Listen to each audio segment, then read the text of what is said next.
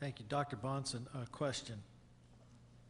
Extraordinary claims require extraordinary proofs. Where is the extraordinary proof of your extraordinary claim for God's existence? Very good. You're right. Extraordinary claims do require extraordinary proof.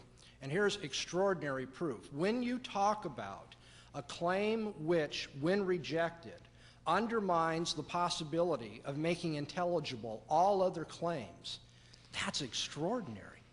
Where you see, if I reject, the idea that there's, so many pounds of Cocoa Puffs in the world, that claim doesn't really have an effect on a whole bunch of other claims. It may affect claims about how much money can be made for selling cereal and so forth, but it's rather limited. But when you make the extraordinary claim that the philosophical precondition of intelligibility for anything is based upon that worldview, that's a rather magnanimous thing.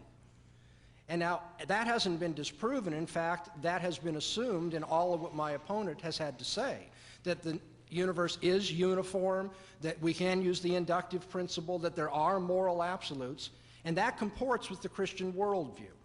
And that's why the extraordinary claims of Christianity, or about the existence of God or the supernatural, have been met with the extraordinary proof that when you reject it, you undermine all philosophical possibility of making rationality, science, morality possible. You see, in a sense, the supernatural is the presupposition of the intelligibility of the natural. So whenever anybody appeals to the natural world and says, this is intelligible, I say you're already assuming a worldview that you reject. Mr. Tabash, would you please respond? Well, the problem with Dr. Bahnsen's argument is that he assumes what he has completely failed to prove thus far.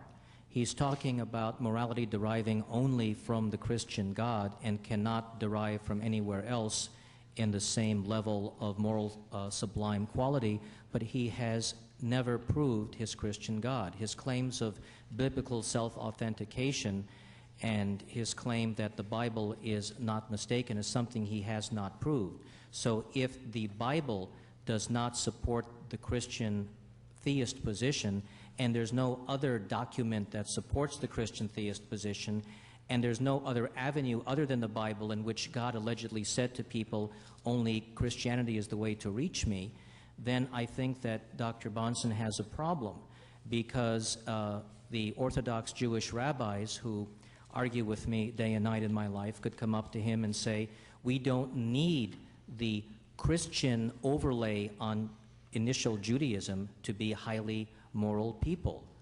And then a Buddhist could come along and say, we don't need your anthropomorphic concepts of a self-willed, conscious, separate deity to have moral concepts. And so could the yoga masters of India say the same thing. So could Gandhi say to Dr. Bahnsen, I don't have to be a Christian to recognize these truths.